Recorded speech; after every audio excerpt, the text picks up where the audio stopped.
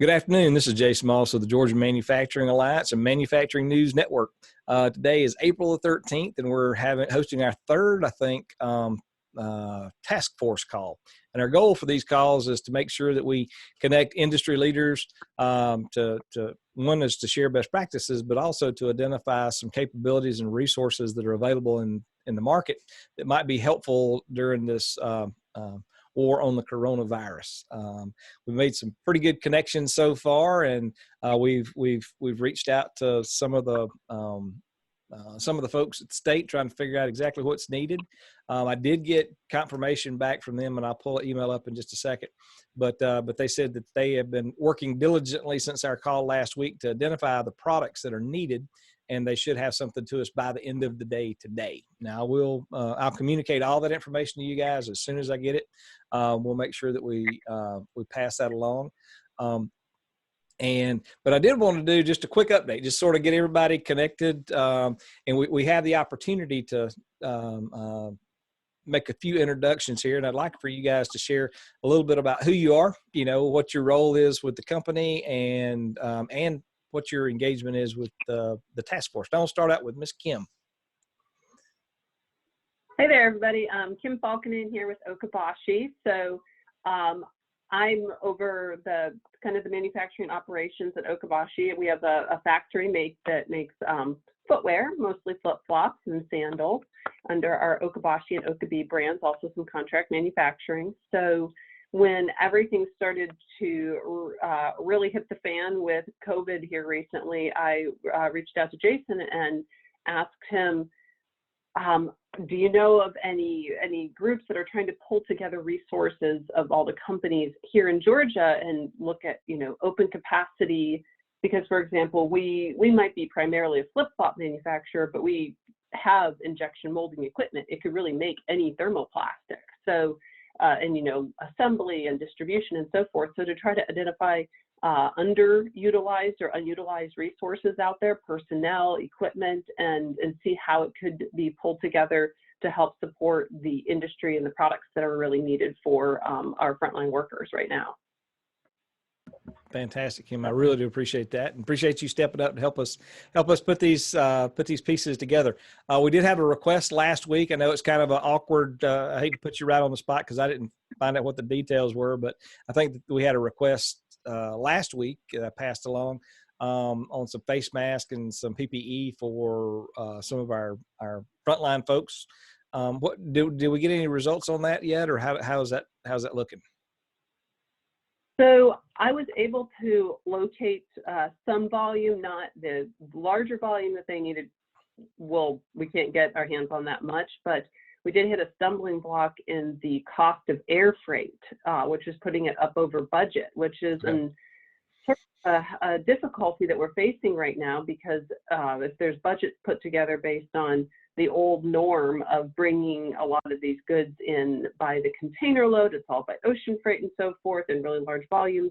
It's a big difference between just the cost, just, not like there's a profit margin on top of it, but just the cost of bringing them in smaller volumes and by air freight. Air freight's really the killer right now. Right. There's really overloaded. We're seeing huge fluctuations in air freight rates even day to day. So it's tough to anticipate what that cost is going to be, and there's not really a good way to get around it if you need something right now. So that was the stumbling block we hit. Logistically, we can get some quantity here, but it's expensive. Yeah, but the shipping, freight is tough. Yeah, freight is tough. Yeah. Perfect. Well, thanks a bunch. Thanks a bunch for that. All right, Mr. Joe. Hey, everybody. How are you today? Doing good. Good. Joe Palini with the Bobby Dodd Institute. We're a nonprofit here in Atlanta that works primarily with adults with disabilities and disadvantages. We do everything from workforce development to employment to benefits consulting. We got involved here with the task force because we have a couple warehouses around town to be able to utilize our labor pool, as well as our warehouse in case there are some storage needs or help along the supply chain there to help keep people with disabilities employed. Proud to announce we've had actually a good connection here through GMA with J&S Chemical, and being able to supply hand sanitizer to some of our essential needs services around town with government buildings, as well as some of our business partners. Actually just got Cobb EMC 10 gallons today, and we're continuing that work through the COVID-19 pandemic to help keep people employed with disabilities, as well as provide that fill in that essential need for the community. Perfect. So you guys are primarily doing the bottling and the delivery, is that right? Yeah, that's correct. JNS is doing the manufacturing. We're doing sales and distribution, basically. Okay, good deal. Let's see. Hold on just one second.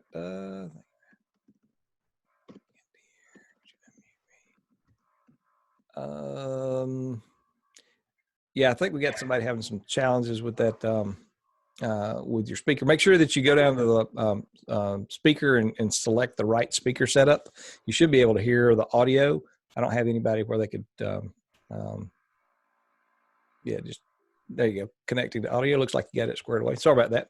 Well, Joe, thank you so much for that. I tell you, it's fun to see connections happen and success there. We hope to be able to do more of that. Again, I'm really waiting on some guidance from the state. Brett, hold on just a second. Let me pull that up.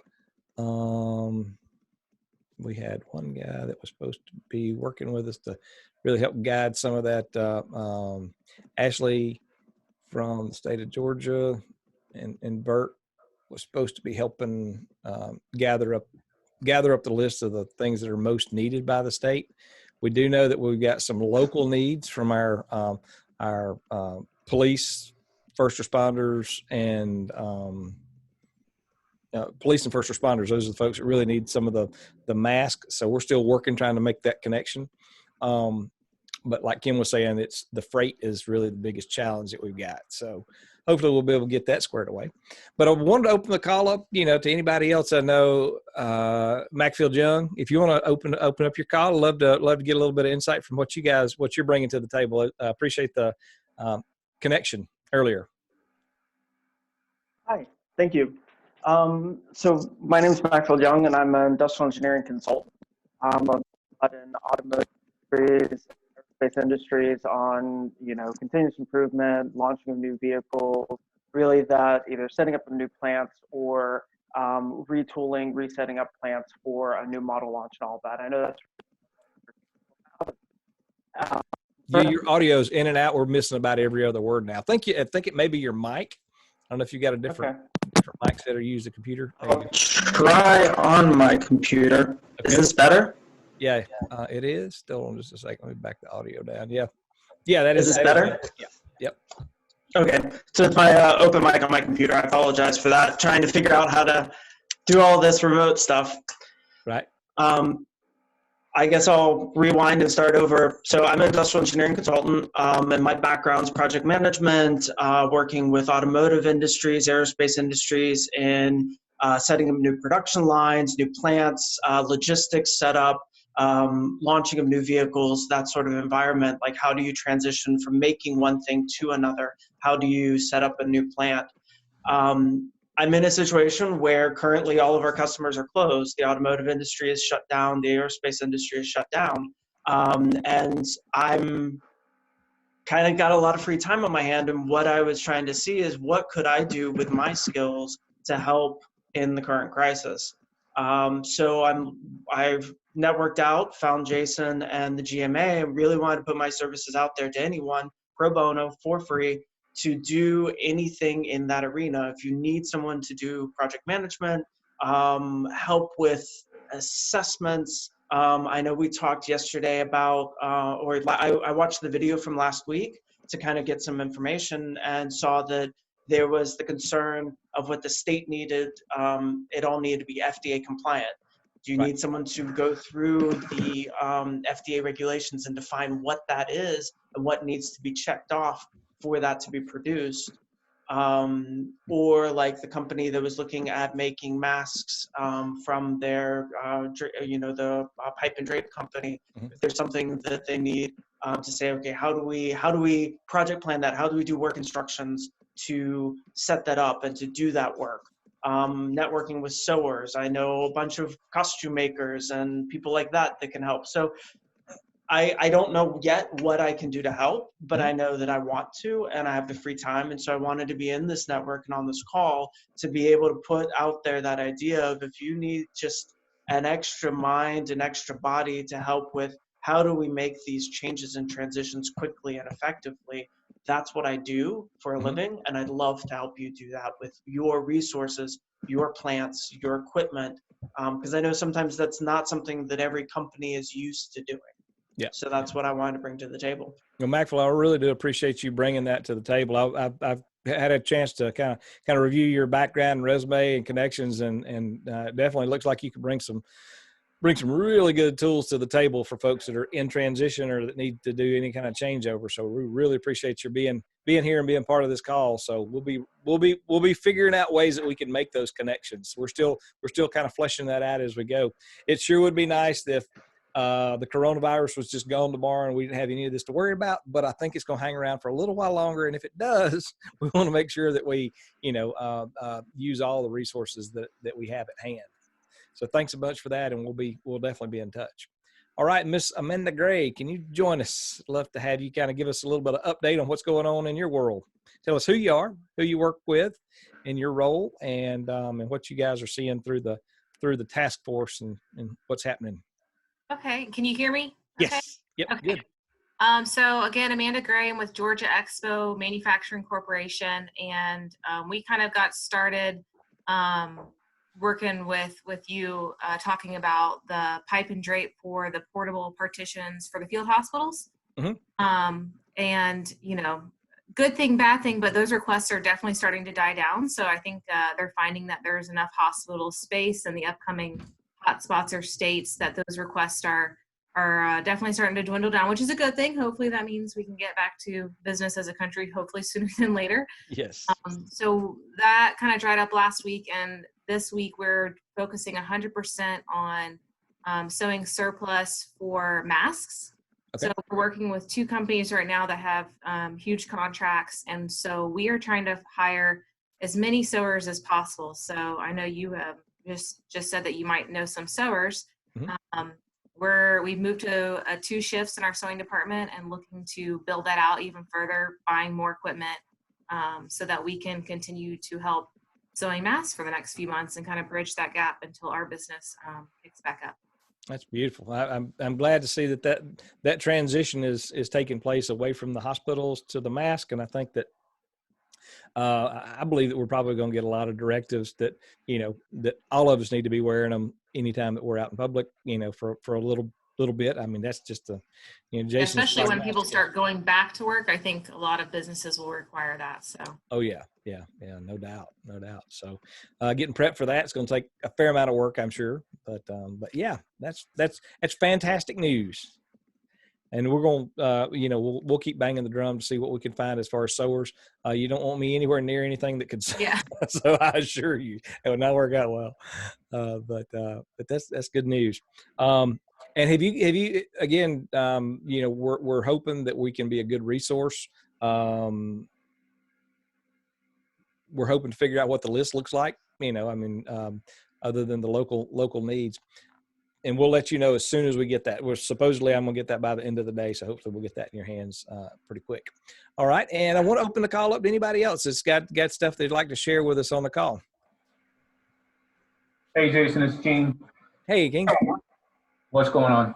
Hey, man. Good. Glad to have you on the call with us. Yeah, I was going to buy a camera, but I figured that my haircut is not presentable. So until I find a barber that's open, I'm not going to show myself. I got you. All right. So one update I have. So we got contacted by FSI, Fabric Sources International.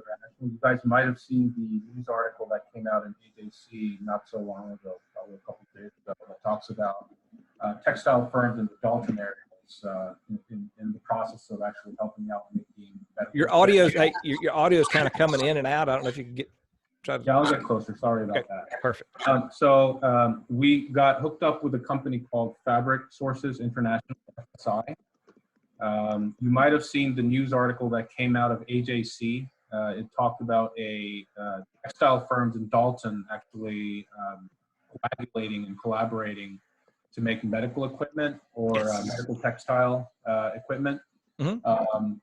FSI started off by donating gowns to a local hospital, and the next thing they knew, they started getting orders nationwide for gowns. They are slammed. So they have a lot of orders on the books. They're finding as many companies as possible, including ourselves, that can help out in terms of manufacturing those gowns.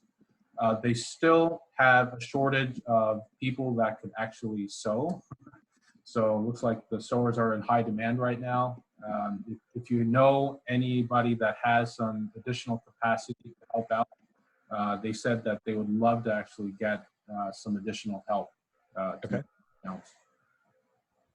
Now, where are they located, Ken? They're in Dalton. In Dalton, okay.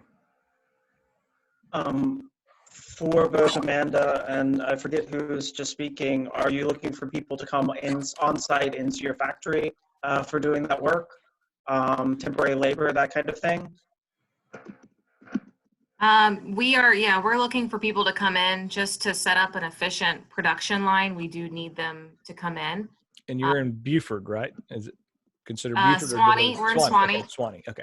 And we have raised the pay $2 an hour in our department as well to try to get more sewers in. And normally our 90-day period between when they can get health insurance, but we're offering health insurance right out of the gate. So oh wow, incentivize people to come in and work.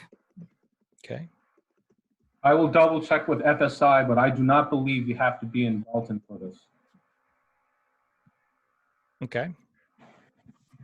Okay, because the thought in my head is just I have a lot of friends who, you know, are working from home or furloughed or whatnot that do have sewing skills and capabilities from hobbies and all of that, to say, okay, can they engage temporarily, or they're not working now because they're furloughed? Would they be able to take a temporary job in the interim to make gowns and masks and that sort of thing? So that was my thought. Perfect. And Amanda, you're really going to focus just on the mask side. You're not going to get involved in the gowns at all. Is that right? We're talking to some gown companies, but they're a little bit more complicated than the masks. And just right now, we've got a business on the mask side. Not saying we wouldn't, but right now we're pretty good with the masks. Okay. Okay. Fantastic. I've put my email on the chat section, so if anybody needs to contact me in terms of finding some resources for sewing, please send me an email. Okay. All right. Perfect. Gene, I appreciate you putting that out there. It's beautiful. I got that lined up. Let me see, Joe. All right. Has anybody else got any other pieces, any updates on what they've seen or what they've got involved with on the task force, or anything that they'd like to offer in support? Jason, Yes, Randy. just an update. We are finding that businesses this week, today, are starting to get their first Paycheck Protection funds. Okay. So I don't know what everyone else's experience has been, but we've heard from several of our people that they're getting their first funds through the Paycheck Protection loan. So okay, that's progress. Fantastic. Yeah, I mentioned on the call earlier today, we had a 10 o'clock call, which is a town hall, sort of giving people a little bit of an update. I applied, kind of followed the steps. I've been working with Synovus. They were actually my number 2 member of GMA 12 years ago. And so I would encourage you to build really good relationships with your bankers. It's a good thing. We got funded Friday afternoon, and it was in my account by 7 o'clock Friday night, just so you know. Wow. So PPP, it is working. So it's actually funded in the bank. And I'm pretty excited about that, but I understand that that's not the case for everybody. And I will encourage you to be very patient and show as much grace as possible. These folks, I talked to my banker and they were like, you are not going to believe what we're having to do. And as hard as we're working, and these guys are killing it, trying to put all the pieces in place. So it doesn't happen quite that fast. The only reason I wasn't saying that to brag, I'm just saying it to let you know that it is coming through, just so you know that the process is working. I ended up having about 5 or 6 conversations back and forth. I thought I had it finished last Friday, and then Saturday they sent like 3 different emails that I had to fix, and then Sunday I did one, and then Monday I was like, come on, really? And I got another one that said, obviously I'm not the administrative type. Y'all have figured that out if you know me, pretty clear on that. But we finally got everything in Monday, just kept in check with them, and then they were thrilled that that they were able to get it funded. They want you to get it as quickly as possible, I believe. And I've heard some of the organizations are, some of the banks are actually having their business owners come in and manually fill out paper forms, that is a way of doing it. But, Synovus, we're pretty pleased with the electronic process that they went through. The EIDL, I will tell you that the EIDL that we filled out 2 Tuesdays ago, when they said it was open and ready to do on the Small Business Administration webpage, they encouraged us to get out there, fill it out. It's a $10,000 emergency loan that they said would be, there'd be no repayment on it. They said, do not use the word grant because it's not a grant, but it's EIDL advance on a loan. And I filled all the paperwork out. I got 1 response with a number on it and hadn't heard anything else since. And they assured us when we were instructed to do that, that those would be funded within 72 hours. That never showed up on my planet at all, but the PPP did go through once I got all the boxes checked and stuff. So just, there's some light at the end of the tunnel if you're going through that process. So Randy, hopefully you're hearing a lot more business owners picking up on that and getting the approvals and kind of going through the process. So, all right. We got somebody else that just said that they got approved through Bank of America. So guys, it's coming. So just, we just got to be patient through that. All right. Anybody else got anything they'd like to add about the task force, or just in general about what's going on in business? How can GMA, how can we be of better service to you guys? We're here. Our goal is to help support and grow manufacturing in the state of Georgia. What can we do as an association, as a collective? What can we do to help you get through kind of some of the challenges that we're facing, and be a better service to you? I'm completely open. So I can speak for our business. I work for Enterprise, the car rental company. I'm sure you're pretty familiar with. Yep. I actually work on the fleet management division side. So there's truck rental, there's car rental, and then there's what we do. And what we do is we work with businesses, me specifically, that are here in Georgia, headquartered here in Georgia with 20 or more vehicles. And so a lot of what we do normally is help business owners that have that size fleet or larger acquire, fund separate from any bank lines or whatever vehicles through operating lease, not a dealership type lease. Okay. But we work with also a lot of government, so cities, counties, so on and so forth. So we're helping people replace vehicles, or in some cases we're getting creative lately. If they've got a lot of equity in their existing fleet, we're able to unlock some of that by helping them dispose of vehicles. But on the car rental side in particular, just information for everybody, we have closed down a lot of our rental branches. We do have a lot of them open, but maybe not your local, what you're used to going to. So feel free to reach out to me if you're having trouble, or if you know a business that's having trouble getting into a car, or if they need a truck rental. I'm thinking manufacturers use box trucks to transport things. I'm happy to be a resource, and I can definitely make that connection for you guys. Okay, perfect. Yeah, if you could, Carol, if you would give us your name and email and best phone in the chat down at the bottom, and we'll include that in the show notes. That would be very helpful. Yeah, our my son and I were driving through town Sunday afternoon, and we noticed our Enterprise, the lot was completely full. It was shut down, and we'd never seen anything like that. And I, it's one of the things I'd never even thought of, is the impact that this is having on the rental space for, especially business rentals and stuff. So, we're going, we will definitely help pass it along if we can make some connections. We're glad to. All right. Perfect. All right. Who else anybody else got anything they'd like to share? Hold on just a minute. How's the coronavirus impacting your business, and how can we be of assistance? All right, Gene, can you hear me okay? Yeah, I'm here. Hey, Gene, you and I had somebody that, we're getting some bad feedback there. Can you hear me okay now? Yeah. Okay, that's better. Okay. I had somebody ask for some material supplies. So when we wrap this call up, I'll pass along that connection. I don't know if it's going to be a direct fit for what you guys have got on the shelf, but I did get somebody that asked specifically about large volumes of material. So again, that's why we do these calls every week, is to find out what the needs are, try to figure out as best we can to make the connections, and take this outside of this call as well. So as you're working with other manufacturers, as you're working with other suppliers that you think would be able to benefit or bring some value into this group, please invite them to be part of this, because we want to figure out what resources we've got available, and make those connections as best we can. So perfect. Appreciate it. Yep. Kim, did you get that mask supplier information from Peachtree Tents?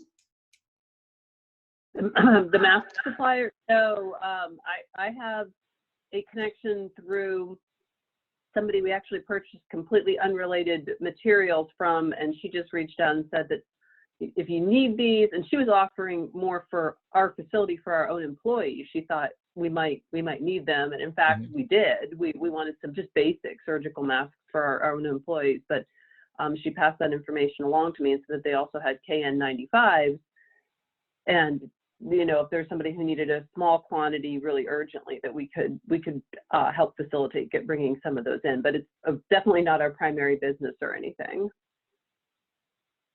Okay, perfect. Okay.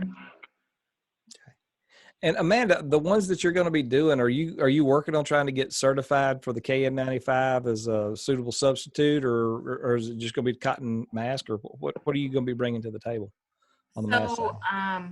So we're not selling masks directly, so I'm personally not having to worry about all the certifications and things like that. We're just doing the labor piece of it for other companies who are supplying all the materials and the design. Okay. So we're working with 2 companies, 2 different designs, 2 different materials, and who they sell it to, and that is up to them, and I'm out of it. So that's a good thing for us to not have to worry about certifications and all that. But I was going to ask, so Jason, what are you seeing talking to everybody? Is there an end in sight to all of this? Are you starting to think we're on the downhill, or still somewhere in the middle? Okay, as the eternal optimist, that's just what we do. My son and I were actually sitting here talking about it just a few minutes ago. Is what's the expectation? Governor Kemp clearly identified that all the models are pointing for Georgia for the peak to be April the 24th. My expectation, I have absolutely nothing to base it on other than that prediction, is that we'll probably be in for at least another, till mid-May for the shelter in place for Georgia, right? That's just a guess. Again, I don't have anything to base that on, but if the peak is the 24th of April, I'm thinking that we're probably going to have at least another 2 weeks to let this thing kind of coast down, we hope, and then by that time that we'll be able to start freeing up more folks to go back to work. I know that the governor in Texas has announced that they are going to be, putting pieces in place for the folks in Texas to start relaxing some of those regulations at the end of this month, which is exciting. And I think that we need to do it in a very, in a staged process. I don't think we just need to, call an all clear if it's not all clear. I think we need to do it in areas. Dublin, Georgia, they may have had one confirmation, but they hadn't had any kind of, significant challenge in the more rural areas of Georgia. Atlanta, if the mayor of Atlanta decides to keep Atlanta, quarantined for, through the end of May, I wouldn't be surprised by that. But I think a lot of our more rural areas are going to open up sooner. And fortunately, we've got a lot of manufacturing in those rural areas. That's a great benefit that the way that our state's laid out. So that's just, that's kind of what I'm seeing. I think hopefully by the end of May. I do know, so I talk to a lot of folks in the events space, as you do as well. So I'm talking to keynote speakers, and I'm talking to other associations, and one of the bellwethers that they use is, what's Disney doing? I mean, I was thinking, well, they got access to a lot of different data points that they could pull from, but several of them have referred back to what is, Disney World doing. And so down in Florida, they're taking reservations in June. Okay. Right. And not saying that that's going to fix anything, but that's pretty optimistic to be able to start taking revenue in for reservations for high volume entertainment place. So I'm thinking, I'm praying that, June, we could start really freeing back up and getting things cranked back up. And I'll tell you, I mean, very, very candidly, for GMA, our event is scheduled for September the 15th. And I've got a deadline in just a few weeks. It's going to cost me a bunch of money, or a really bunch of money, if I cancel my event. I mean, it's going to cost a bunch one way, and it's going to cost a lot if I go past a certain date. And so I've got to make the determination for our organization what the prudent thing to do is. I mean, we can push through and have the event. Our target was to have 1,000 people at the summit this year, which I believe, had everything progressed as it was scheduled, that we would have exceeded that. Mhm. But now, I mean, realistically, what is an association? What are we going to do? What are we going to provide? And are people going to be comfortable getting back in large crowds by mid-September? I mean, we've already sold out about half of our booth space. So, I mean, again, just us on the phone here, but our contract's pretty clear. You give us money, we're going to keep it. That's kind of how the contract's written. Now, that's not how I operate the business. That's just how the contract's written, right? But we're gonna, we've pigeonholed that, and we're going to do the right thing. If we choose not to have the event, it wasn't any of the exhibitors' faults. We're gonna make all that stuff right. But but we got to make the decision now, because we still have the rest of the exhibits to sell, and then 1,000 tickets or 500 tickets. It's got to make 500 tickets, or it doesn't, I mean, the math doesn't work for it to host an event of that size. Or do we go completely virtual? We've never done a virtual trade show, and a lot of associations are converting to that. So we're in a kind of unique spot, trying to figure out what's the next step. How can we best serve our members? So you guys are going to be starting to see some surveys and some polls and that sort of thing. And I asked this question on a call earlier. If we have our event schedule for September the 15th and maintain the schedule, if you would go down in the chat box now, this is a request, go down in the chat box now and click yes or no. Just type in yes or no. I will attend, or no, I will not. Don't plan to attend. Either yes or no. Simple, straightforward poll. And we're trying to get a feel for, what do our customers need, right? So all of us have different challenges, whether it be production, or support, or the services that we render, in different ways. So if you guys could give me a little update on that, what you think. That would help me out a bunch. And again, we're just not holding anybody in anything. I just want to get a feel for what folks are looking at, because some people, again, I think it may take some time for people to get comfortable getting in large crowds again, or everybody, we might just be all accustomed to walking around with masks on. Who knows by September? But so that was question one. Question two is, again, how can I help you? How can I be of more assistance for your organization, for your operation? How can I add value in your space? Because that's what we're here for. We're here to serve you guys and be of value to the community. So if you got any ideas or suggestions, or if there's topics that we have not covered yet that you'd like addressed, I might be able to bring some thought leadership into the space and bring some folks in that can add some. So those are the couple questions that I had. So I think we've covered a lot so far. I'm really thrilled to hear that that we went from hospital spaces to mask. I'm like thrilled beyond measure to hear that, Amanda. That is a great indicator, of what the demand is out on the marketplace. Because if you were cranking up that other part of it, I would not be quite as optimistic.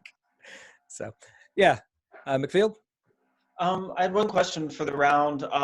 In talking about, okay, at some point we will, people are running their plants, or we will start, manufacturing again. Have there been any guidelines or best practices or things that you guys are seeing on what the new norm and the new standard is for that, whether it's PPE, the distances of kind of how do you run a plant and still maintain healthy, safe working environments? Have there been any guidelines on that? Because I know we all talk about like the medical, that N95 everyone's talking about, but I don't feel that I need an N95 working in a manufacturing plant, but I probably still need, some sort of face mask or distancing or gloves or something. And I don't know if has that been established or defined that you guys know of? Kim, do you want to take that one? Or are you familiar in that space? Yeah, there, I just popped on. Sorry, I had my phone muted, so you didn't hear rustling in here. You know what? We haven't seen anything that's been real consistent. What we have been going by is looking at every possible resource, whether it's coming down from the governor or our insurance company and anywhere at all.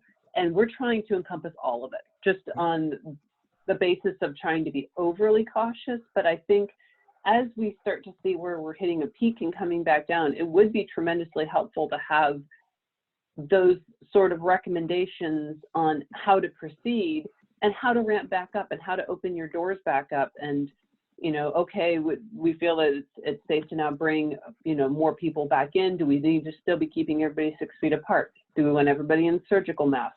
Gloves, yes or no? Because we've heard some questions about cross-contamination with gloves, to the point that are they truly, how helpful are they? And then even, I was just thinking about this morning, but what is the recommendation, besides panic, for any facility that does have a confirmed case? Because sooner or later, one of us here on this call is going to have an employee somewhere who tests positive. It's just inevitable. It's a numbers game at a certain point. So what is the recommendation based on the science, based on how long the virus can survive on a hard surface and so forth? How long do you need to keep the area vacated? How long do you need to keep individuals quarantined at home? And what's the recommendations? Is it just people in their own department? But I don't feel like that's been developed yet and sort of propagated out, but that'll be something that will be really important for business leaders to understand, so we make sure we're all doing the right thing and following the guidelines and being as cautious as necessary without, paralyzing ourselves by indecision. Okay, well, so I'm about to be one of your best buddies right now. So if you'll check over in the notes tab, and I'll try to send this out in an attachment as well. So I got a note from Georgia Tech, MEP, Manufacturing Extension Program. They did a really cool video, and there's a link to the video in the notes that I just sent. I will tell you that they have a free OSHA program, and some of you guys might be familiar with that, but I've gotten feedback over the years that if you engage in that, if you engage in that, the OSHA partnership with Georgia Tech, any recommendation that they make is mandatory. Basically, you got to do whatever they say, and sometimes I found that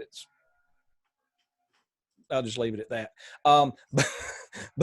But there's a really cool video. It's about 45 minutes. If you want to figure out what to do, because we do have a GMA member that's got a test positive in their facility that was operating a machine last week, and they spent the weekend cleaning, and then now they're spending to make sure that they're, following all the guidelines. It's going to happen more. And when it does, you need to know what the next steps are. So this video is really, really good in explaining what it is, and it references both all the OSHA stuff and all the regulations. They did a great job of researching all the data, and it's a fairly new. I mean, it is based on COVID-19. It does say SARS in it a couple places, but the SARS and then the COVID 2, I think, and 19. So, but anyway, it's good information. You guys are welcome to download. I would encourage you to pop that video up and take a look at it. It'll give you some foundational knowledge of what you need to do to protect your employees and protect yourself as an employer. What are the guidelines? It's pretty much all in there, and they got some really cool links too.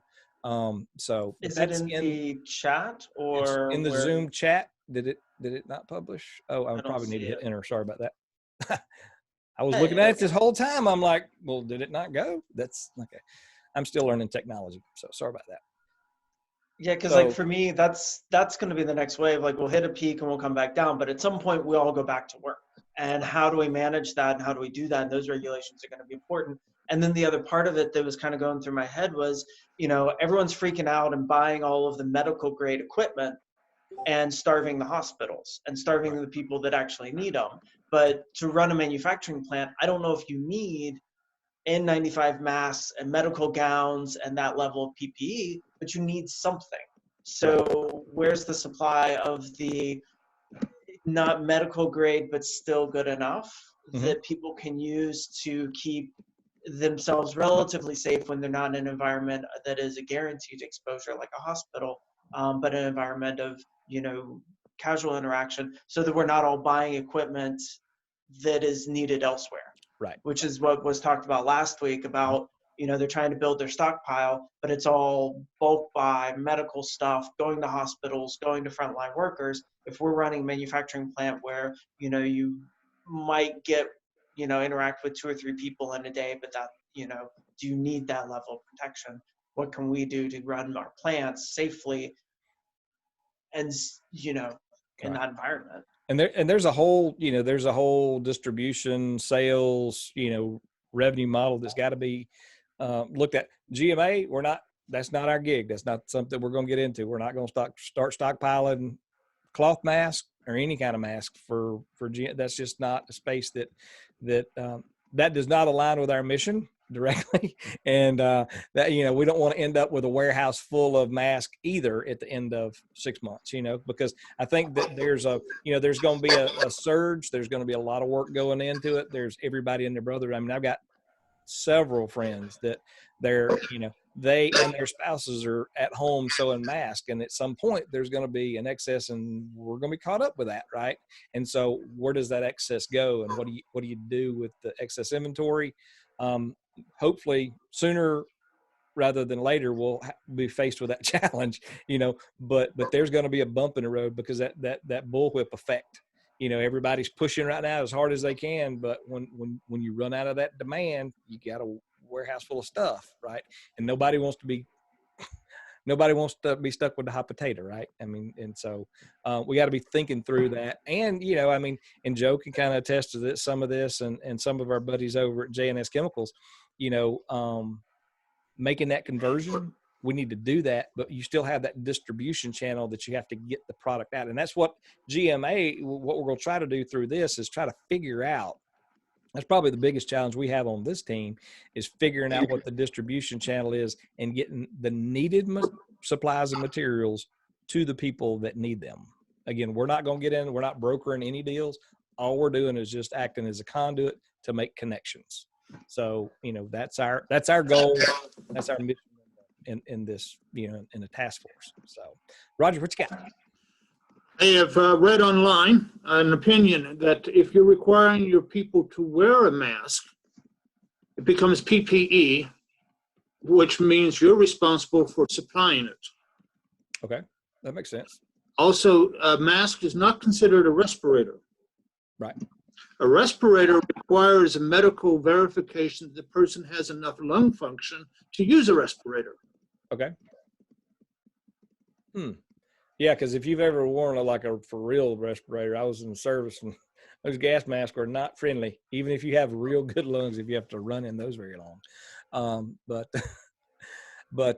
yeah, I mean, if it's a requirement that you have that for your people, can you make it? So question for you, Roger, on that side is, can you make it available if it's not a requirement? So if Kim says, hey, I want all my folks in my facility to have these available, wear them if you'd like, kind of thing, and not require. I mean, yes, you could do that. Likewise, you could do the same with gloves under normal circumstances. Okay. Cool. Well, thanks. Appreciate that for sure. All right. So that video, again, it goes into great depth for distance. Somebody on the call earlier today said that, that the distance that people were talking about staying 6 feet, they're saying now that the new standard's 13 feet, and that it can stay stuck to your feet for like 2 days or something. I mean, there's all kind of information out there that's conflicting. So this will help, the video will help hopefully clarify some of that. But we're all still learning, trying to figure out what this stuff really does. Yeah, Roger. Another optional idea, if you have people sharing a keyboard on a computer, keyboards are cheap enough that somebody could have their own keyboard, they plug into it, and they take home at night. Interesting. I never thought about that. That is definitely an option. Sloan over at Tie Down Engineering, they said that what they did was most all the fork trucks that they have, multiple drivers use them. So what they did is, in pretty much all the forklifts that they've got, they have a drink holder, and instead of putting drinks in there, they put basically a squirt bottle full of bleach water in it, and they're having their operators, rinse them down every time using that. Daniel Defense were probably one of the first ones that said that what they did was Daniel Defense, they manufacture firearms down in Savannah, near Savannah, and they have a very secure facility, as you might imagine. But what they did was they doubled their security on their perimeter, but they opened all of the other doors inside the facility so that there's not a touch point. Nobody has to open a door to go through, gain entry. And then shortly thereafter, if you're maintaining operations of a manufacturer, Governor Kemp, that's one of the things that they said is you can't be using keypads, the touch pads anymore, and you need to keep doors open to be able to allow your folks in and out. So, we're learning all kind of new tricks, but and again, that's what this is to share for. I will send out an email with everybody that was on the call. If you did not register for this, in the future, if you can register online, it really helps us so that when we reach back out to you, make sure that we get information to you. If everybody had registered online, I can just click one button and send this link to everybody. If you didn't, then you might miss it. So if you don't get it by the end of the day, let me know, and then I'll resend it to you. But we're going to send out, again, the link to that video that's in the show notes here or in the Zoom chat, as well as soon as we hear from the governor's office what their recommendations are or what their needs are, we'll see what we can do this week to try to put some rubber to the road and make some more connections. I'm thrilled that we did get connected through Bobby Dodd and J&S Chemical. We got one win under our belt. Thank you, Kim. Again, I appreciate your help and leadership and trying to make the connections for our needs here for our first responders in Gwinnett County. And hopefully we'll be able to make that connection. There's a couple other people that have some resources on that might be able to get it in smaller quantities. Do you know what their quantity was? How many units they were looking for? Did they give you a number? Well, I think they were looking for bigger quantities overall, but 500 to 1,000 for immediate. Okay, I got you. Okay, well, we'll reach out to some of the folks that may have some resources on that. So I'm gonna open this call up real quick and go around the room. Joe, what was your favorite part about the thing, and do you have anything else you'd like to add on the call? It's just all the people that wouldn't normally probably come together, being able to come together and work through these times. It's been just the past few weeks working with GMA and all the connections we've been able to make. It's great to see us working through the pandemic, but also as this hopefully starts to stabilize over the next 6 or 8 weeks, is being able to continue these relationships after and work on strengthening our economy together. Yes. And increasing that value to where that might not have been there before this. So a little silver lining in the clouds. Yep, no doubt. Thank you, Joe. I appreciate that. And support your local associations. Thanks. Yeah, that's right. That's why we're here, brother. Beautiful. All right, Jason Lamers. Jason, are you with us? Can you hear us okay? All right. You might not be able to. unmute from his line. All right, Roger, what was your favorite part about the call so far, or today? Well, hearing about a need for sellers. Yeah, cool. Well, if you know some, we'll pass them along. We'll see if we can make the connections. All right, Miss Amanda. Hey, no, I think it's been great just to connect with everybody, but kind of like I was saying earlier, just from the type of business that we're in, we're definitely starting to see that need slow down, which leads me to believe that we're getting towards the end of this as a nation, and hopefully we can all kind of start getting back to normal quicker than Yes. than we originally predicted. So I think that's a good thing. I've definitely been able to connect with certain people through the last couple of weeks, and we've been sharing some information. I might be buying some vinyl from a guy I met last week. So that's been really helpful, and it's nice to see everybody. That's fantastic. Well, Amanda, have you heard any shows opening back up yet? Have you heard anybody? So show-wise, the earliest is going to be like late July, but from all the trade show decorators that I've been talking to out there, they're saying August. But they are saying August. August, yep. Rescheduling for August. Yeah, we're right. We're teetering. I mean, it's mid-September. I'm thinking we're going to be safe, but our industry is also very motivated to get trade shows back. You think? Yeah. So, but yeah, I'm hearing August is kind of the beginning. And then also wedding and event season, people aren't going to cancel weddings. They're rescheduling to the fall. Right. So we're hoping to see smaller events start coming back around July, and then trade shows into August. Okay. Beautiful. That's good intel. Thank you so much, Amanda. I appreciate that. All right, Ms. Carol. I don't think I've been on a call yet where I didn't walk away with something. And a lot of times it can just be the camaraderie and just hearing how we can all affect each other. And then I wanted to add on trade shows or on conferences, I guess in my case.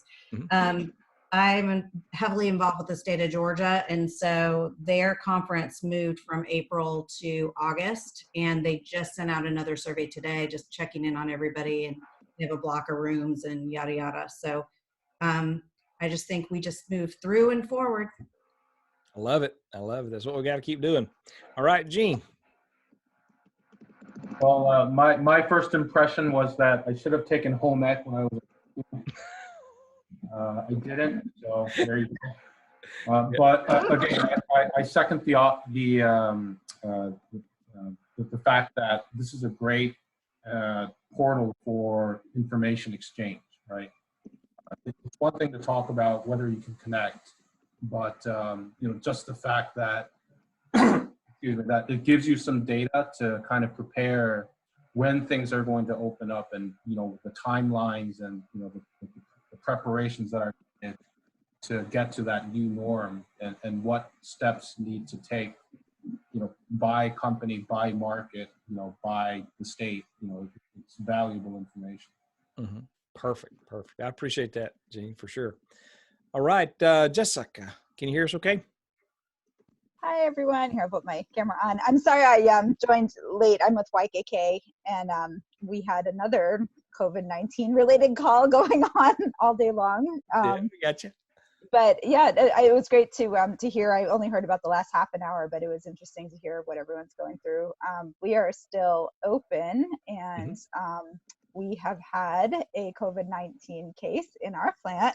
So if anyone wants to hear more about that later and how we went through that, it was interesting times. But I would say, I guess the only thing that I don't know how much you discussed before, but for us, the priority has really been on employee communication and communicating incessantly with our employees through of course, managers and supervisors having discussions with employees, but also we've started to do all employee virtual meetings that anyone can join twice to 3 times a week by our CEO.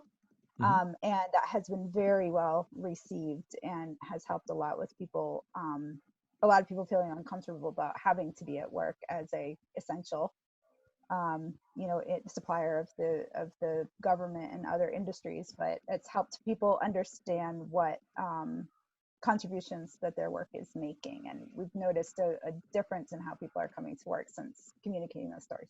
How about that? That's awesome. That's great. I appreciate that, Jessica. We got a very similar feedback from our friends over at Bluebird.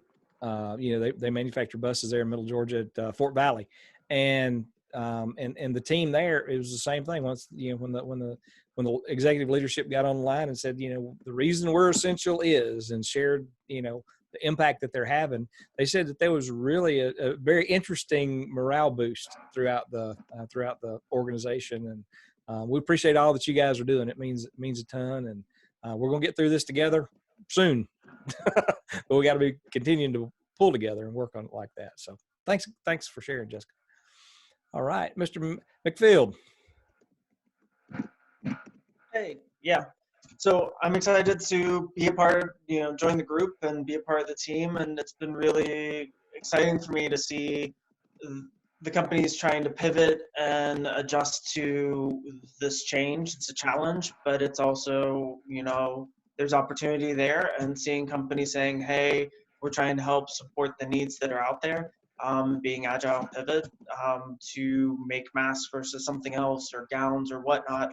That's exciting, and that is the dynamic spirit that is, the American way in some fashions, and it's cool to see that. I was trying to find a group that I could help with and be a part of to be able to do that, because it's something that I see, and I was excited to find you guys. So best part for me was hearing people actually talk about concrete actions and things that we can do within our circle of influence to be able to make a difference. Yeah, perfect. We're glad to have you on board with us. We got a lot of work ahead of us. All right, Ms. Koki. Yeah, I love the positive contribution of everybody here, and also hearing from Amanda Gray that the pipe and drape for the field hospitals are not in demand as much, which is a really concrete good sign. I mean, everything is, not negative, but, moving from June, July to August is a big difference. And hearing these kind of small steps are a good sign. So I like how positive everybody is here and how to help other people. Perfect. I should look at the camera. And I really do appreciate you taking care of all the show notes. So Koki has volunteered to, she's recapping all the show notes and she's sharing that with us. So that is a huge help, and really appreciate all your help there. You're welcome. All right, Ms. Kim, what was your favorite part about today? Okay, I just dropped a note in there because I'm running late for another meeting, so I'll make this super fast. Yep. My favorite part was, the video that I hope will give us some guidance that you just shared. I have it pulled up on my screen, and as soon as I get out of my next meeting and have an opportunity to hit play, I'm going to take a look at that and then share it with the rest of my team. Perfect. Well, that sounds great. Well, guys, it has been a wonderful time with you guys. It means a lot that you're plugging in and helping support in your way. We're going to share this with the folks at the state, anything that we can do to make it better. If there's some other way that we can help support you, don't hesitate to let us know. Been another great day at GMA. We'll see you guys on the next call. You guys have a great day. Bye-bye. Bye.